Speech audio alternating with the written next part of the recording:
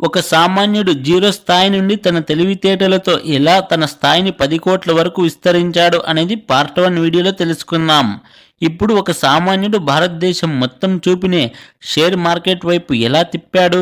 Share market గురించి మాట్లాడుతుంటే హర్షద్ మెహతాకి ముందు, హర్షద్ మెహతా తర్వాత అనే స్టేజ్కి ఎలా ఎదిగాడు? ప్రభుత్వానికి ట్యాక్స్ పే చేయడంలో హైయెస్ట్ ట్యాక్స్ పేయర్ నుండి అతి తక్కువ సమయంలోనే ఎందుకు అధాపాతాళానికి పడిపోయాడు అనేది ఇప్పుడు మనం తెలుసుకుందాం. ఇతను వందల నుండి వేళ్ళు, వేళ్ల నుండి లక్షలు, లక్షల నుండి కోట్లు సంపాదించే స్టేజ్కి వెళ్ళాడు. అయినా ఇతని దాహం తీరలేదు. ఇంకా సంపాదించాలి అనుకున్నాడు. అప్పుడే మనీ మార్కెట్ గురించి తెలుసుకున్నాడు. మనీ మార్కెట్లో డబ్బు ఎక్కువగా సంపాదించవచ్చు అని అందులోకి వెళ్ళడానికి ప్రయత్నాలు మొదలుపెట్టాడు. మనీ మార్కెట్కి స్టాక్ మార్కెట్కి అస్సలు సంబంధం లేదు.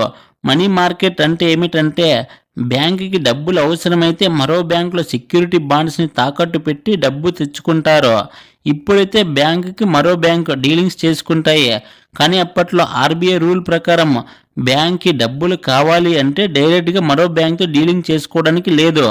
మధ్యలో ఒక బ్రోకర్ ఉండేవాడు. ఎగ్జాంపుల్ బి మరియు సి అని 2 బ్యాంకులు ఉన్నాయి అనుకుందాం. బి బ్యాంకుకి డబ్బులు అవసరమయ్యి బ్రోకర్ని కలిస్తే అతను బి బ్యాంక్ దగ్గర ఉన్న బాండ్స్ని తాకట్టు పెట్టి సి బ్యాంకులో డబ్బులు తీసుకొచ్చి బి బ్యాంక్కి ఇస్తాడు. ఇలా చేసినందుకు గాను ఇతనికి కొంత కమిషన్ ఇవ్వాల్సి ఉంటుంది. ఇలా ఇందులో డబ్బులు బాగా సంపాదించవచ్చు అని హర్షద్ మెహతా చూపు దీనిపై పడింది. కానీ స్టాక్ మార్కెట్లోకి ఎంటర్ అయినంత ఈజీ కాదు ఇందులో ఎంటర్ అవ్వడం. కానీ హర్షద్ మెహతా మాత్రం చాలా తెలివిగా వ్యవహరించి ఇందులో కూడా ఎంటర్ అయ్యాడు. ఇటు స్టాక్ మార్కెట్ నుంచి అటు మనీ మార్కెట్ నుంచి ఇతనికి డబ్బులు వస్తూ ఉండేవి. దగ్గర 100 కోట్ల వరకు సంపాదించాడు. ఇంతటితో సాటిస్ఫై అయ్యాడా అంటే లేదు, ఇంకా ఎక్కువ సంపాదించాలి అనుకున్నాడు. దానికి ఇతను వేసిన ప్రణాళిక ఏమిటంటే ఫ్యూచర్లో ఏ స్టాక్ గ్రో అవుతుందో తెలుసుకుని ఇన్వెస్ట్ చేయడం కాదు, మనమే ఒక వెనుకబడిపోయిన స్టాక్ని తీసుకొని దాన్ని మనమే గ్రో చేసుకోవాలి అని ప్లాన్ వేశాడు. కానీ అది అంత సులభం కాదు, అది చాలా ఖర్చుతో కూడుకున్న పని. ఈ విషయం హర్షద్ మెహతా కూడా తెలుసు. ఎగ్జాంపుల్ బి బ్యాంక్ సెక్యూరిటీ బాండ్స్ని ఇచ్చి తాకట్టు పెట్టమని చెప్పింది అనుకోండి. సి బ్యాంక్ దగ్గరకు వెళ్ళి బాండ్స్ని షూరిటీగా పెట్టి డబ్బు తీసుకొస్తాడు. కానీ వెంటనే బి బ్యాంక్కి ఇవ్వడు. ఆ డబ్బుని స్టాక్ మార్కెట్లో ఇన్వెస్ట్ చేస్తాడు.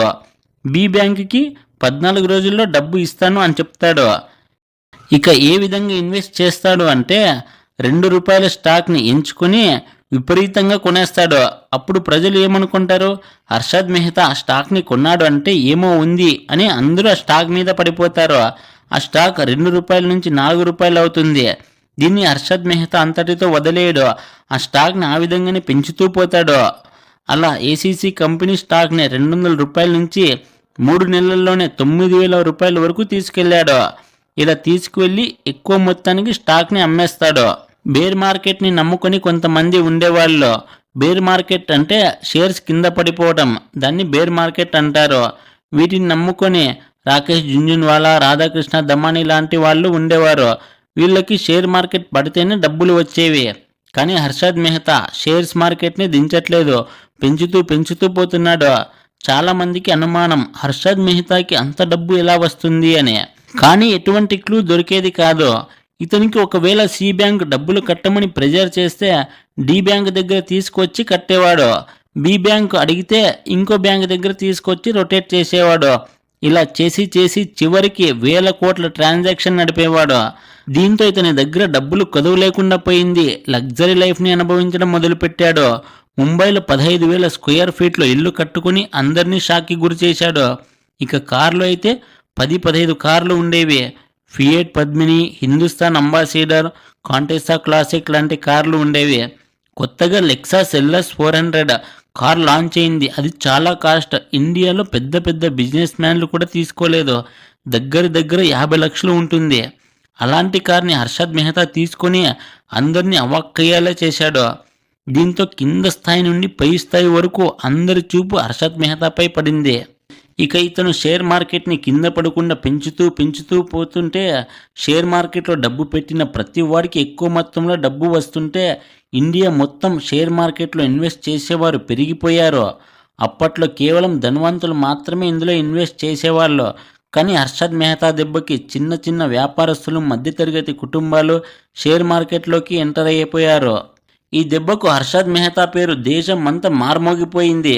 అందరూ ఇతన్ని బిగ్ బుల్ ఆఫ్ ఇండియా అని పిలవడం మొదలుపెట్టారు.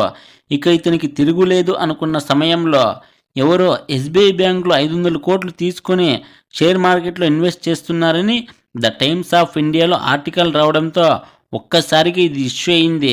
వెంటనే మెహతా ఆ డబ్బులను ఎస్బీఐ బ్యాంకుకి చెల్లించిన జర్నలిస్ట్ సుచిత దలాల్ ఈ విషయం మీద సెర్చ్ చేసి హర్షద్ మెహతా గురించి, అతను చేస్తున్న స్కామ్ గురించి రివీల్ చేయడంతో 1992లో ఎంక్వైరీ చేయగా అప్పట్లోనే 4500 కోట్లు స్కామ్ జరిగిందని తెలిసింది.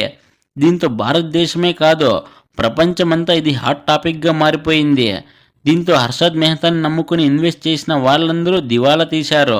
హర్షద్ మెహతాతో కలిసి కుమ్మక్కై స్కామ్స్ చేసిన బ్యాంక్ మేనేజర్స్, చైర్మన్స్ అందరి మీద కేసులు పెట్టారు. కొంతమంది ఉద్యోగాలు కోల్పోయారు. హర్షద్ మెహతా పైన 70 క్రిమినల్ కేసులు, 600 సివిల్ కేసులు ఫైల్ అయ్యాయి. ఇతన్ని జైలుకి తీసుకెళ్లడం, బెయిల్ మీద బయటకు వస్తే ఇంకో కేసు మీద లోపలికి వేయడం, ఇలా చివరికి ఇతను 2001 డిసెంబర్ 31న జైల్లో హార్ట్అటాక్తో మరణించాడు. ఇక ఇతను చేసిన పని వలన ఆర్బీఐ బ్యాంకుకి మధ్యన బ్రోకర్స్ని తీసేసి కొత్త రూల్స్ని తీసుకొచ్చింది. ఇక షేర్ మార్కెట్ని కూడా పాత పద్ధతిలో కాకుండా డిజిటలైజ్ చేసేశారు. ఇక ఇతని అన్న అశ్విన్ ఇన్ని కేసులను వాదించడానికి అతని లా నేర్చుకుని లాయర్ అయ్యి అతని తమ్ముడి కేసులను వాదించడం మొదలుపెట్టాడు. ఇప్పుడు అతను లాయర్గానే పనిచేస్తున్నాడు. ఏది ఏమైనప్పటికీ ఒక సామాన్యుడు ఇండియన్ షేర్ మార్కెట్ని షేక్ చేశాడంటే మామూలు విషయం కాదు. ఈ వీడియో ఎంతసేపు చూసినందుకు మీకు చాలా థ్యాంక్స్.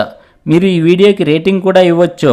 బాగా నచ్చినట్లయితే 5, బాగుంది అనిపిస్తే 4, పర్లేదు అనుకుంటే 3, బాగాలేదనుకుంటే 2, ది వరెస్ట్ అనుకుంటే 1 ఇవ్వండి.